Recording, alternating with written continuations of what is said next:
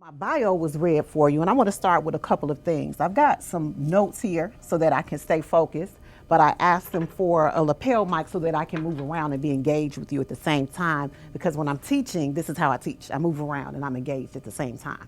So, I'm from a Baptist upbringing, and in the Baptist church, the pastor would get up and give a text from the Bible.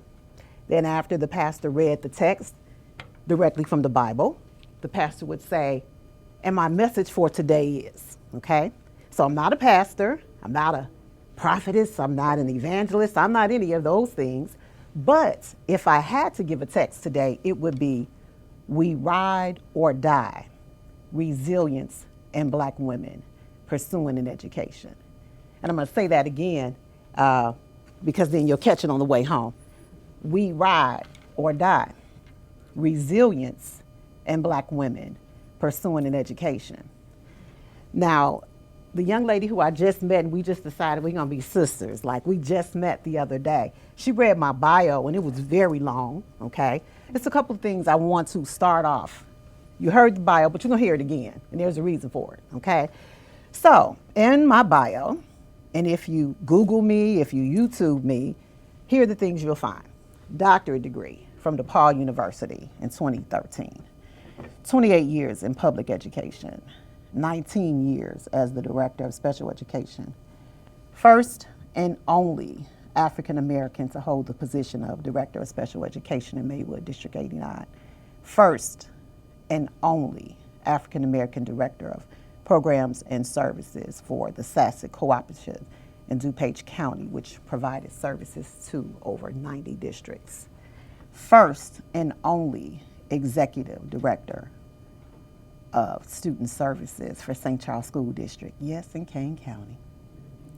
Adjunct professor at DePaul University, and as of last week, adjunct professor at National Louis University, and adjunct professor at Triton College. Presenter and provider of professional development. Proud business owner of Urban Dynamics Educational Consulting, LLC. Sometimes we gotta do things for ourselves. Here is what you will not find in a Google search, in a podcast. You won't find first generation college student. It's important. I need you to roll with me on this. Product of parents that married as teenagers and divorced when I was 5. My mother is a survivor of domestic abuse and raised 3 girls alone. Take a pause and clap it up for her. All right, Mom.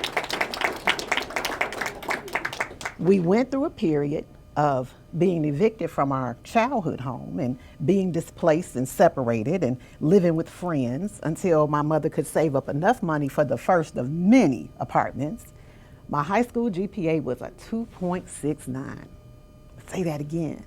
High school GPA, 2.69. I sat out a year right after high school as a silent protest because I didn't want to come to Triton College, this space. One semester here at Triton College, not quite focused, I had a 1.69 GPA. I'm gonna say that again, 1.69 GPA. My undergraduate education at Western Illinois University was 100% financed through loans and grants with 0 parental contributions to my tuition bill because the funds just were not there. The intent, but not the funds. And last but not least, reconciliation with my father during my college years at WIU and my role as a primary caregiver to him for 5 years before he transitioned with the ancestors in March 2023. Why did I take the time to share these things with you today? Because they are so much a part of who I am. I wear these things with no shame and like a badge of honor because they have helped shape me. They ground me, keep my heart humble. If you know me, the church says amen on that. Amen. It keeps my heart humble and it keeps me in a place to serve. With so many things working against me, how was I able to make it beyond high school? And that's what my story is going to be about today, my educational journey. Let me take you on a journey from my educational experiences, and from that is going to speak to resilience the resilience that I, along with many other black women, must possess. Not maybe, not sometimes, but must possess when we pursue education. I'm going to start off with a little fun fact about my elementary school experience. And anyone who knows me, I got some friends here from the Irving School. We are the. Why do we call it the? Because Irving School is the University of Excellence. It's the place where we learned about what it means to be black. There's a sense of responsibility and pride that comes along with that. We learned about what it means to be family. We got those foundations of success right in that space. And what we did not know is that we were encamped, surrounded with black men and black women who had attended historically black colleges and universities and came with a sense of a sense of urgency, and poured into us two things. Anybody who went to Irving School can tell you. Now, we brag, we got a lot. We've got honorable judges, we've got PhDs, we've got doctors, and hold on, I'll take a pause. We have Sheila Crump Johnson from BET, from the Irving School. So when I say a sense of excellence, excellence being the expectation, okay, this is what we were taught at the Irving School. And when you left there with two very critical things. And I'll take a pause back for a second to say, first, my first grade teacher from the Irving School is where my love for education began. My family can tell you, I knew I wanted to be a teacher from when I was little. My mother's here, so I can't tell any lies about how I used to write on everything, on the walls. I always wanted to play school. Okay, that was always my thing that I wanted to do. But that came in first grade. And so I have the honor right now, when she read my bio that talked about Delta Sigma Theta sorority, I have the honor of being with my first grade teacher once a month. She's very proud of me and I'm very proud of her. So we left Irving School with two things, and nothing else, many things, but two. One, you will be black and proud and stand tall. You're on the ancestors. You're going to be proud. And two, you are smart. And that can't be taken away from you. It doesn't matter what anybody says, you are smart. So those two things carried on with me into high school. So Proviso East, anybody who knows me, I am Miss Proviso, all things blue. For those of you who follow me on Facebook, it's always Proviso East, Proviso East. So there we learned about family in a bigger sense, because we only had one high school.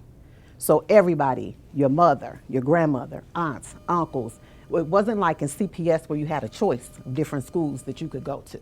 So everyone fed into this one school. So when you talk about generations, when you talk about legacies that existed, it was there. That we learned about family, that we learned about a village, and we learned about legacy.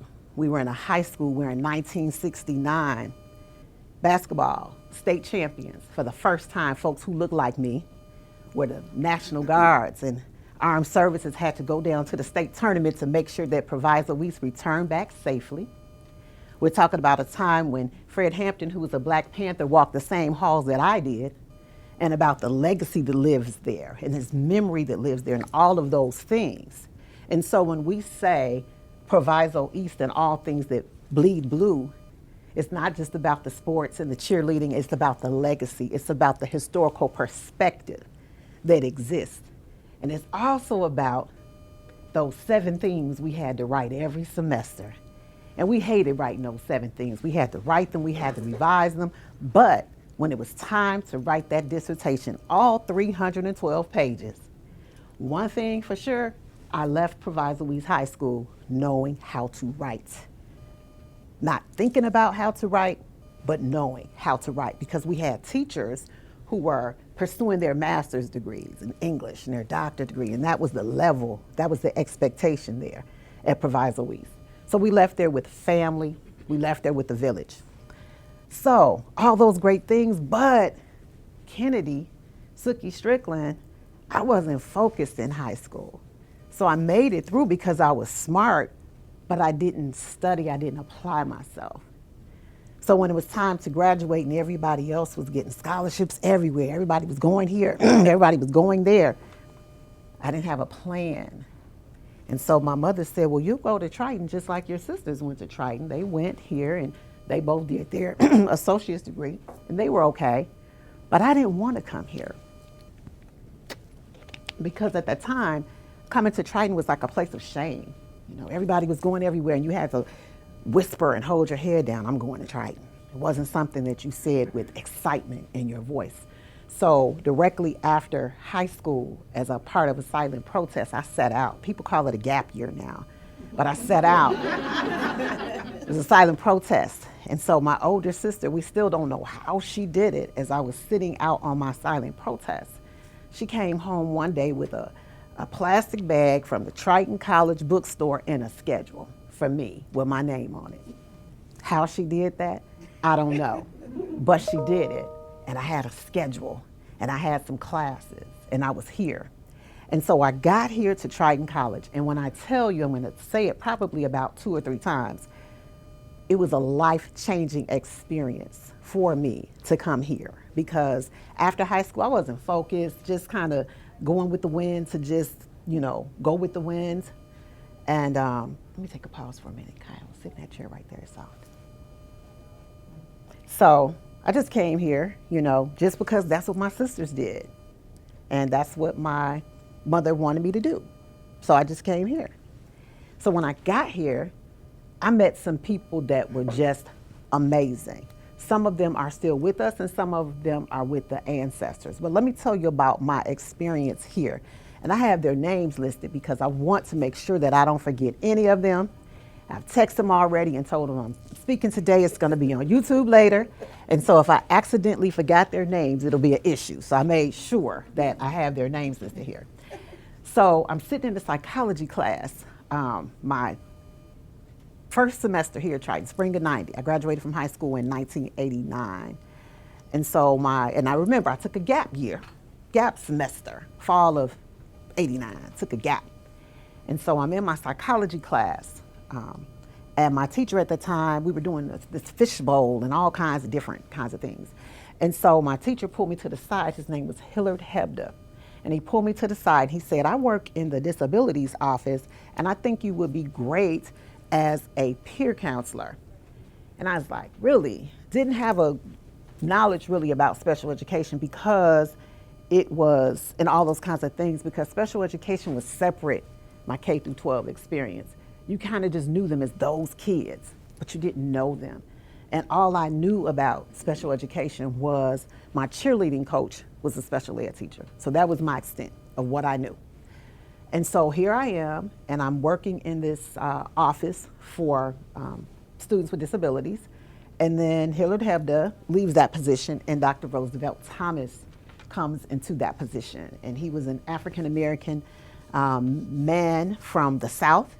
And he was here with 2 of his cousins, Ann Moore, who was working on her dissertation at the time and later became Dr. Ann Moore, and Jim Baber, who was working on his dissertation at the time and later became Dr. Baber.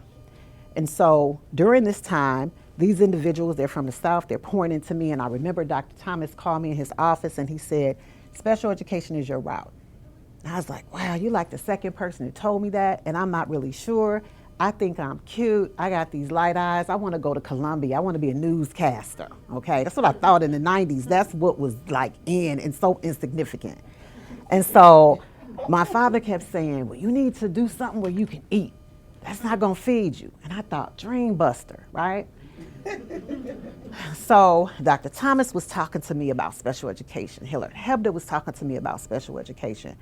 And he said to me, Dr. Thomas, he said, you will never be out of work. This is the field for you. You have the personality for it. And he said that to me in 1992, along with some other things. He said that, and then he said to me, let's sit down and map out your 5-year plan. I said, 5-year plan? I'm just trying to finish here at Triton. I'm just trying to go away, man. I can't even think about 5 years in advance. So he mapped it out for me. He said, master's degree, doctorate degree. And I was like, doctorate? I didn't know anybody with a doctorate outside of him. My principal by the time I got in 8th grade was Dr. Kavalik, but we didn't really know what that meant. And so he sat me down and he talked to me about the path. And then at 20 years old, it's so over your head. And he talked to me about the importance of, in 1992, he said, a bachelor's degree will not be enough. You got to go all the way. You have to do the doctorate degree. And I'm like, I can't even wrap my head around that. And so he's talking to me about that. Ann Moore's talking to me about that. Jim Baber's talking to me about that. And then Dr. Salmon is talking to me about that as well. All these black folks that are doctors right here on this campus at Triton College, just pouring in, talking to me about it, and helping me to realize that your looks are gonna go. So what else are you going to bring to the table? What is your plan? And I can tell you that when I left here, I forgot two people, that's why I wrote their names down. Magdalene Suddeth, she was my teacher here for College 101 to help you get your goals together.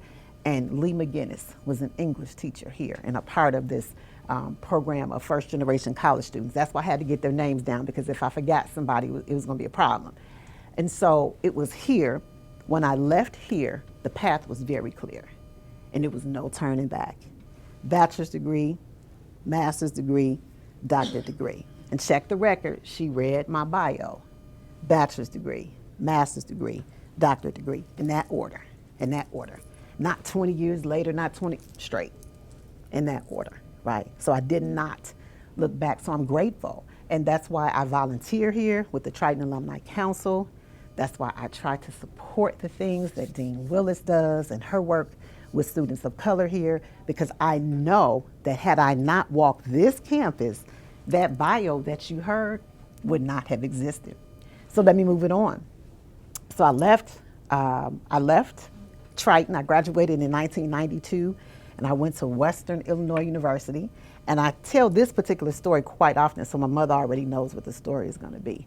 So I get to Western Illinois University, and I got there via a ride from one of our church members, because we didn't drive much outside of just around here. A ride with one of my church members, my mother one way, my grandmother's old suitcase, and a box, and that was it. And so my mother said, well, I'm gonna give you this last $42 and we're gonna pray. And so I always say, last $42, Valerie, I see you, and prayer, look at how amazing. Look at what it was, right? And so at 21, you don't realize like how deep that is, right? I'm gonna pray, you don't realize it. And so now look what has happened. So my time at Western Illinois University, that was my first time honestly encountering racism. And that's where that resilience begins to be built. So during my K through 12 experience, elementary school, all black kids that look like me, one Hispanic family. High school, black students, white students, Hispanic students. Black, white, some Hispanic, some Asian teachers, all in high school. And it was just everybody got along. So if you ask me, had I ever encountered racism, I would say no, not until I got to Western Illinois University. So it was there I learned there are different rules of how we congregate on campus for black folks and white folks. It was there I learned there are different rules of how we move and we maneuver through the community for black folks and white folks. It was there in my practicum experience, I was assigned to a little town, Table Grove, Illinois, right outside of Western. It's the last town before you get to Macomb. Population maybe about 600 people, if that. And so we had to do some practicum work at Western before we could come home to do student teaching. And so that was your last thing you did before you came home. So that class, I'm in there, Western says, you have to wear slacks, wear a skirt and a blouse. Can't wear jeans, you have to dress a certain way. They gave us a checklist of what we needed to wear as we were doing this experience. So I'm there and the teacher is distant with me the whole time, but I'm like, I need to get these hours. I need her to sign it off so that I can do student teaching. I can come on home and do student teaching. This is my last semester. I need to bring it on home. And so the kids were like, some just wanted to touch my hand It was just a whole staring thing. It was just a whole thing. And then some of the kids just didn't want me anywhere in their space. So I get my final rating, and you have to get a B or better to do your student teaching. And I got a C. I'm like, how did I get a C? I'm doing everything the course outline is telling me to do. That's because she gave me a very low rating in my attire.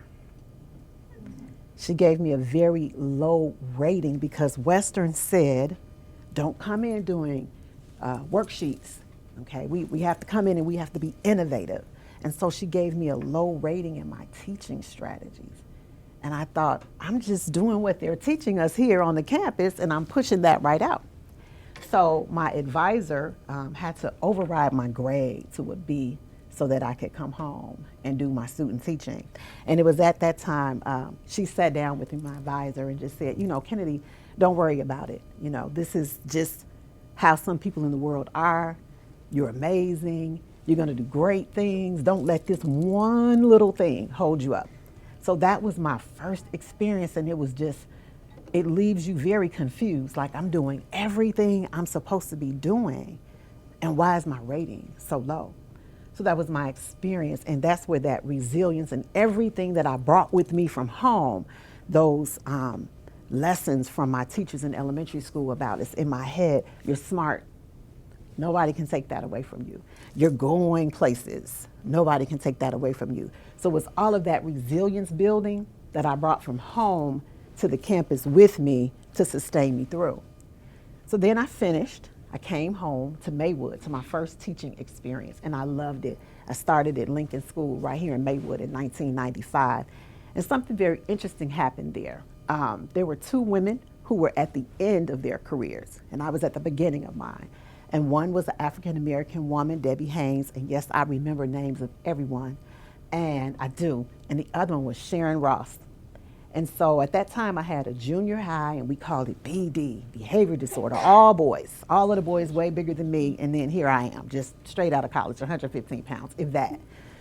And so they pulled me to the side one day and they said, now mind you, this is my first year teaching. I'm just trying to make it through my first year teaching, okay? The first 3 weeks, I think I came home and cried every day because it just wasn't what I thought it was going to be, okay? I thought I had it all figured out. I'm coming home to the community where I'm born and raised. This is gonna be easy for me. This is familiar for me, and that wasn't the case because here I am with the black kids who look like me, but then Hispanic kids who were told not too favorable things about black folks.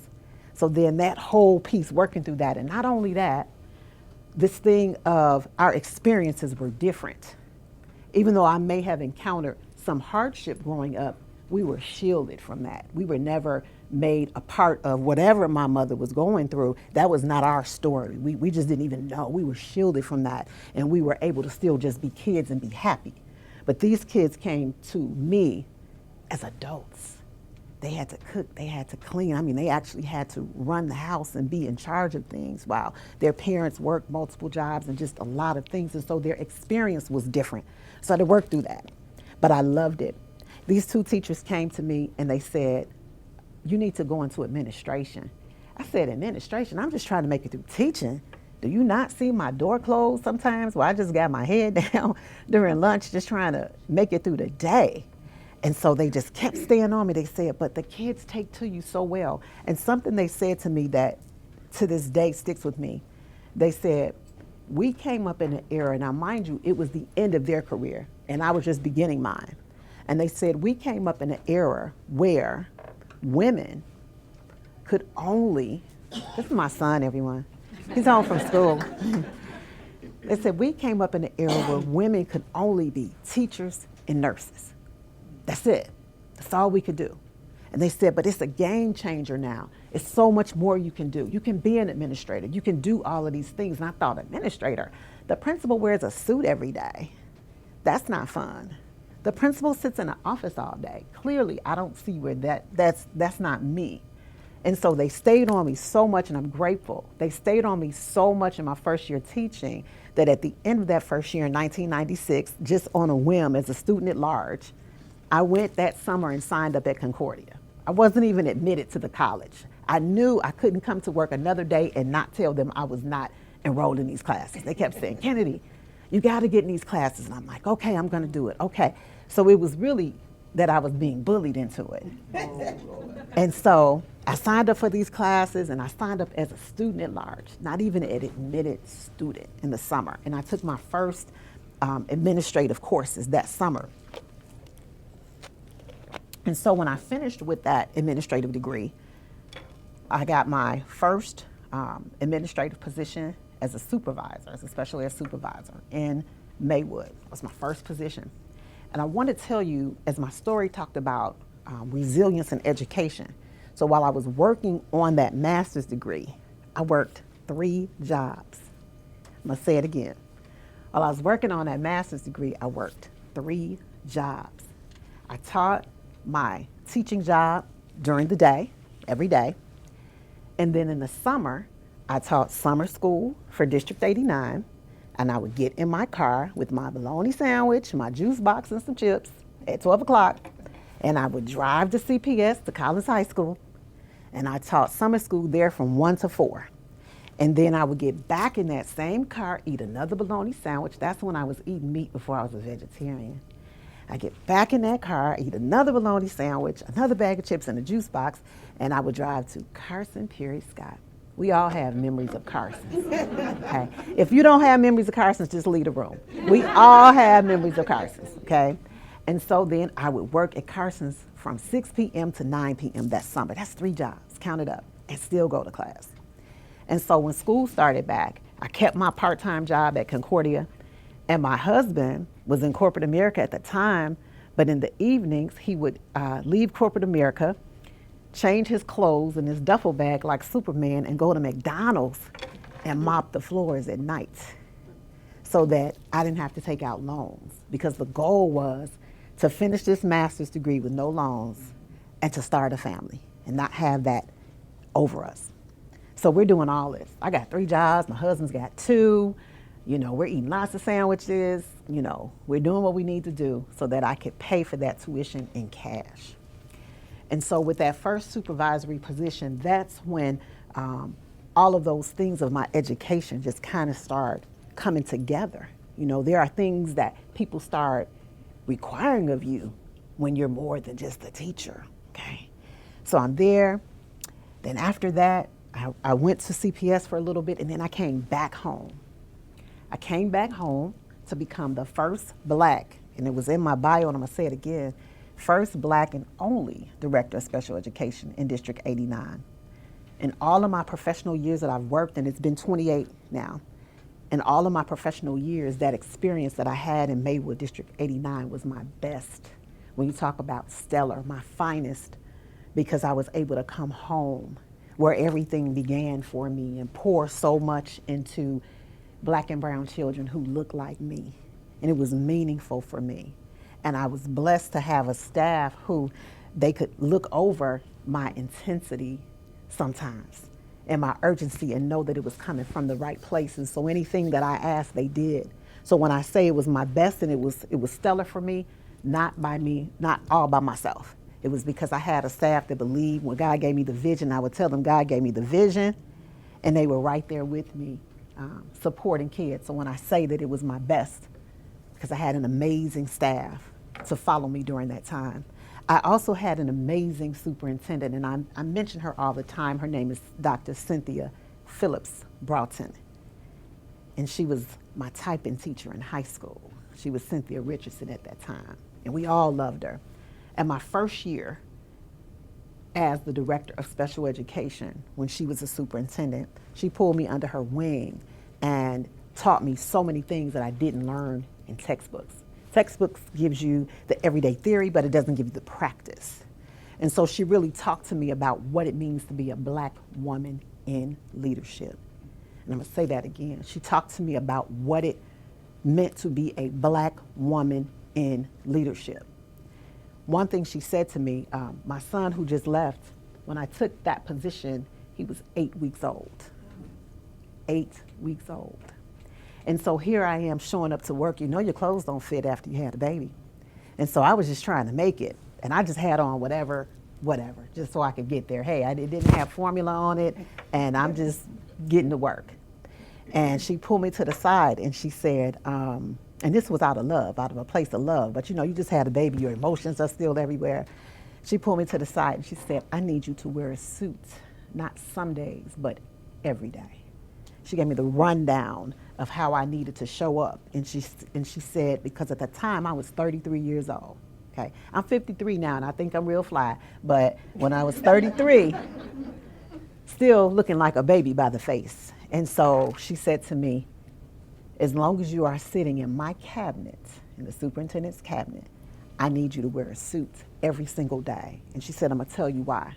Because when you show up at the building, people need to know that you're showing up with a solution before you even open your mouth. Your appearance needs to say, I'm in charge, before you even open your mouth. And she said, people are going to discount you because you're young. Even though you're coming with some things, you're young. So this is education on the job for me that I'm learning from her. And we laugh about it because I said, I barely was making it to work on time. And you talking about, I need a suit every day. So it was there in that space. I went from there to Bellwood, District 88. How am I doing on time? Okay. I went to Bellwood, District 88, encountered another phenomenal black woman, Dr. Philistine Murphy. And it was there that she encouraged me while I was working on my doctorate to finish the doctorate. So I'm trying to manage work and kids and all of that. So when you talk about resilience in education, my dissertation process was a very difficult process. It took me 7 years, I'll say that again, 7 years when you talk about resilience to finish. 4 years to finish the courses. And my first committee was not a committee for me. It was a committee of older, aged white women who did not understand my topic. And my topic was about resilience in black males who had been placed in special education that transitioned out to college using critical race theory as my methodology and also as my framework. That's heavy and it was too much going on. So rather than say it's too much going on, let us find you a committee that could help you, they just didn't read my work. Years had gone by, didn't read my work, I was getting discouraged. So I ended up getting another committee, which was amazing for me because with that committee I finished and I finished with excellence. But if it wasn't for that resilience, I wanted to just give up, just throw in the towel. And so I later learned that people discourage you on purpose. It was not just by chance, it was on purpose. And so when I talk about that resilience had to carry me through that piece. And so this is what I understand about it. All that I was going through to finish while everybody around me was finishing. You're in classes with people, you're like, man, I had class with him 3 years ago. His name is coming up for defense. Lord, what about me? Who forgot about me? I'm still here. But what I learned from that is I had to go through that, and I'll tell you why. Because I sit on dissertation committees right now at Concordia University, DePaul University, and the University of Dayton. So I needed to go through that experience so that as I'm working with students who were sitting in the same place I was, I can say, hold on, you got it in you, you're running out of gas, but you will finish. In closing, I hope that my story today has inspired someone who feels like they don't have the financial resources to complete a degree. I'm reminded of that same prayer and advice my mama gave me in 1992. And she said, if you have the will in your heart, God will make a way. God did it all. I cannot take credit for this journey. This journey just provided me the opportunity to be a servant. It has taught me resilience along the way. And that resilience, I work with students. I work with parents.